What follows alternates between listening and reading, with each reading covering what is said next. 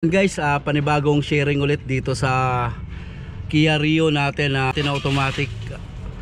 Ang problema nito mga boss, isi-share ko lang sa inyo, baka mangyari din sa inyong Kia Rio ito.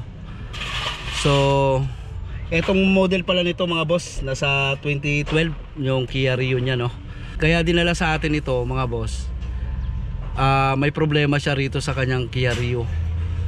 'Di ba tayo pagka nag-on tayo ng ignition, dapat lalabas si check engine. Yung sa kanya mga sir, ang nangyayari sa kanya, minsan hindi lumulutang si yung indicator ng check engine pagka nag-on tayo ng ignition. Pag hindi lumutang yun at ini-start mo ito mga boss, ayaw po umandar. Pero pag lumutang naman, one click siya umandar, no? Kaso mga boss, ang problema niya rito, tiyempohan niya na lumitaw yung check engine niya pagka nag-unang ignition para umandar. So pag hindi lumitaw, hindi mo talaga mapapaandar yung kanyang Kia Rio kahit anong start mo mga sir. So yun ang issue na nilapit niya dito sa atin. Kasi pina-check na rin niya to sa mga mekaniko. Chinek ko rin yung wiring, so mga fuse ulit, relay. So doon muna tayo sa basic, no, pagka nagche-check tayo. So napansin ko lang, halos nagpalit na nga sila ng mga relay rito. Halos na yung fuse box. Tingnan nyo yung fuse box mga sir.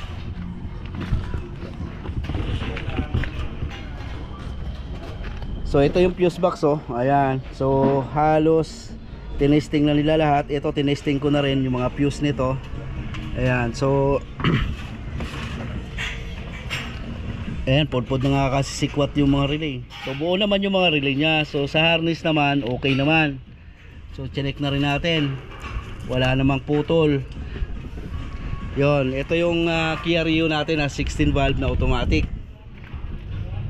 So pagka lumutang si check engine, one click siya paandarin mga boss. So matining ang andar, wala kang makikitang palya sa kanya pag basta't mapaandar mo siya.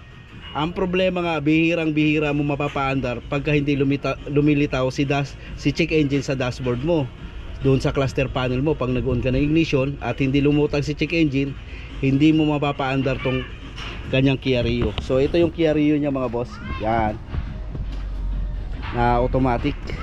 So ito yung tinotroubleshoot natin ngayon.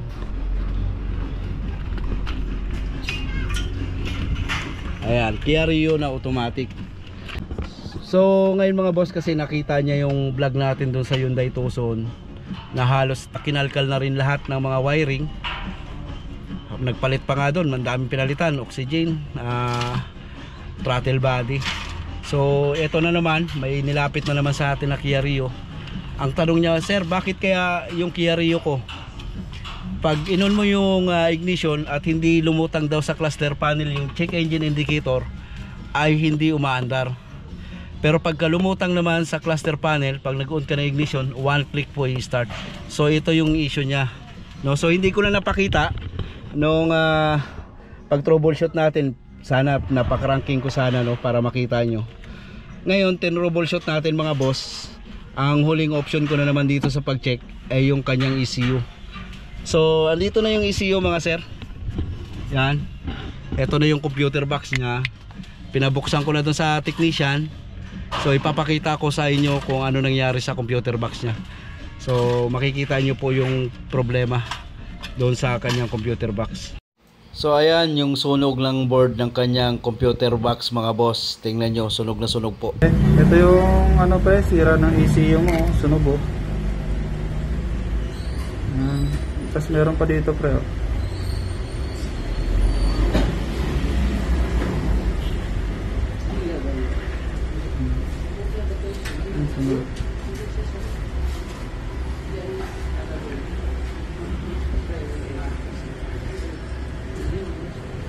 Tumagos na rin pala dito sa ilalim.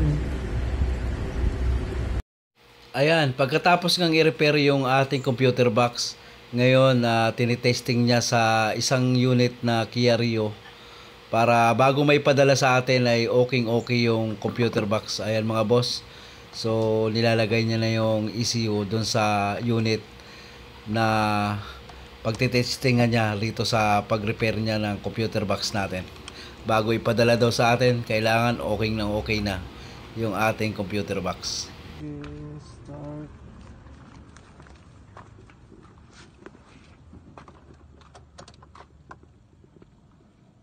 Yan, may check engine.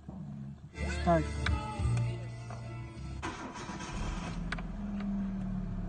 One click lang. Rev.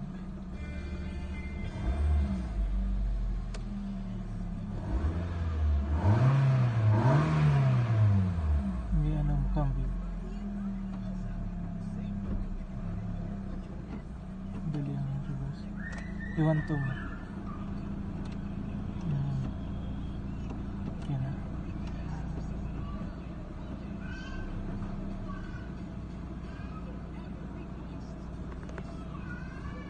Isa pa.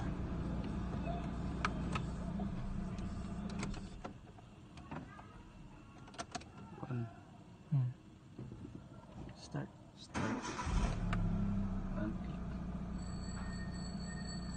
Okay, goods na sir.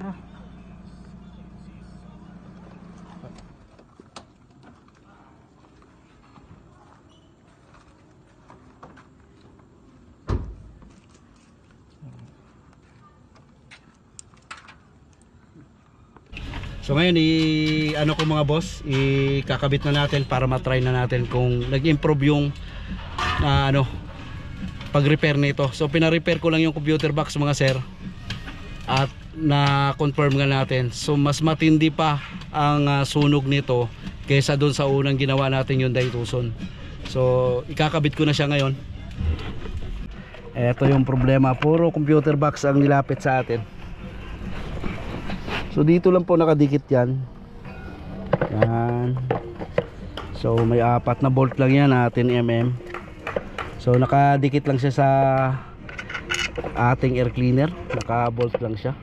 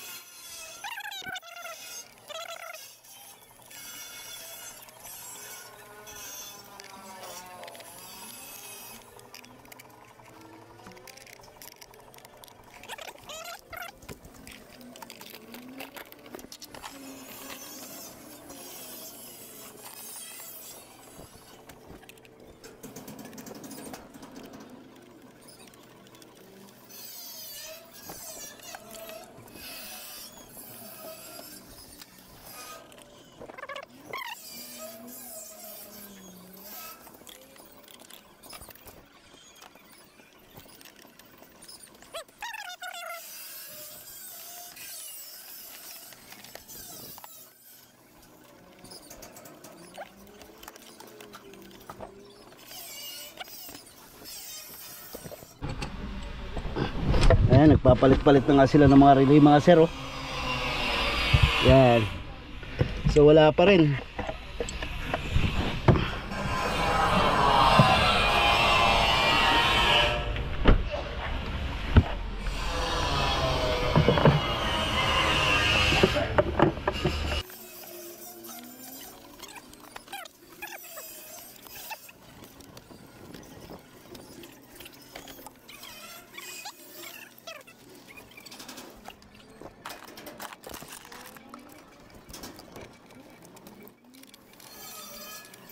So ngayon mga boss, subukan na natin, no? Nakabit na natin yung computer box saka yung battery. So ito yung sinasabi ko sa inyo.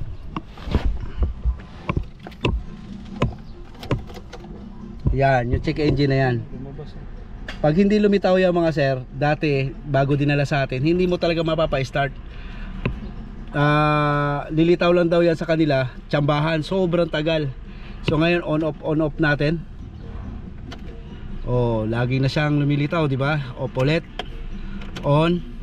Okay. So ngayon i-start natin mga sir. Yun, oh.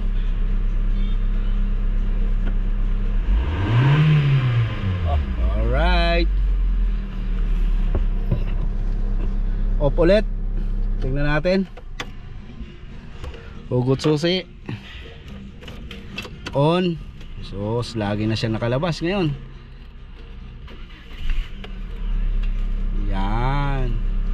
So okay na. Buti na lang nagawan pa ng paraan ng ano natin, technician. Shout out sa technician na nag-repair. Napakagaling. Off ulit. On.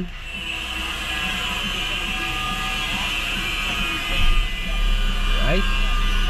Okay na. Aircon na natin. So road test ko na. Tuldong, pasara nga no, Tuldong. Pasara. So road test na natin mga sir. Para bago natin itawag dito sa may-ari nito ay sure ball talaga. Sigurado talaga tayo na nasa kondisyon na ulit yung kanyang Kia Rio. Alright.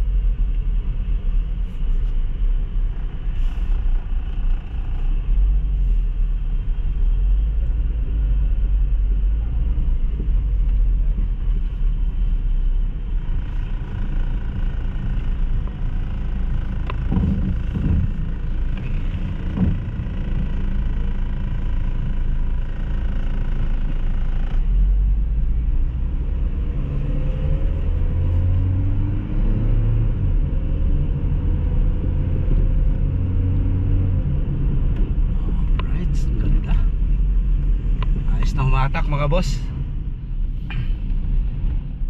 yan, kaya ako naman sinishare sa inyo mga sir, baka mangyari din sa Kia Rio nyo na i-observe nyo pagka hard starting, yung hirap kayo paandarin, i-on nyo muna ignition, tingnan nyo kung may naka-indicate na check engine. Pag wala po ay mahihirapan kayong mapaandar yung inyong Kia Rio, kagaya nito sa ginagawa natin ngayon. Ito yung issue na nilapit niya sa atin.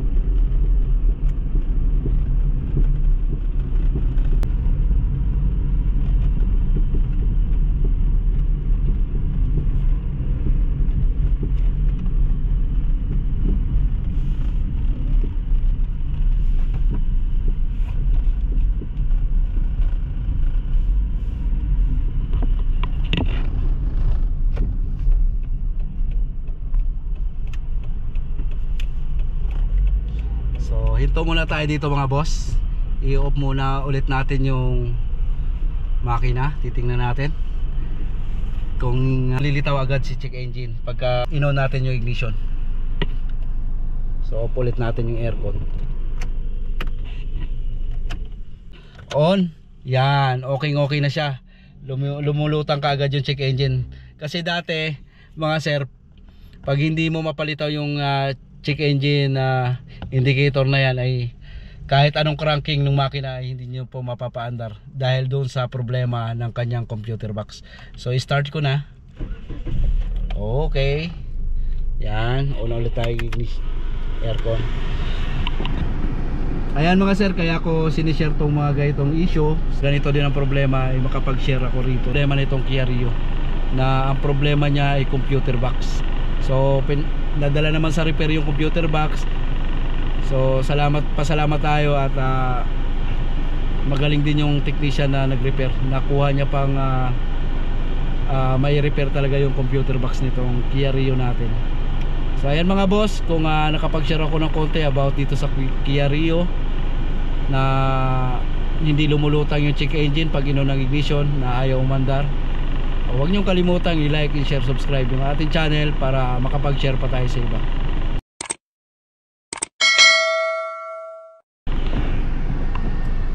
Okay, balik na tayo. Takbo na ulit.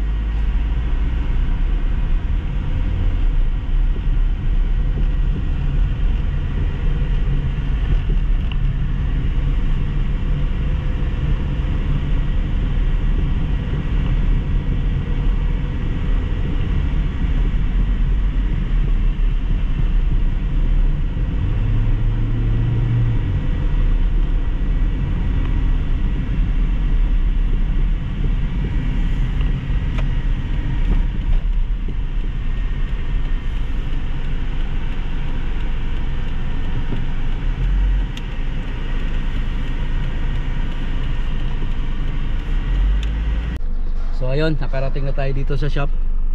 Yan. So ayos na mga sir. Isa pa, bago natin isa pang off and on para yan, okay. Isa pa. Yan ang problema nila dati pag ayaw lumitaw yan. Okay, start. Alright, so okay na. Okay na yung ating Kia Rio.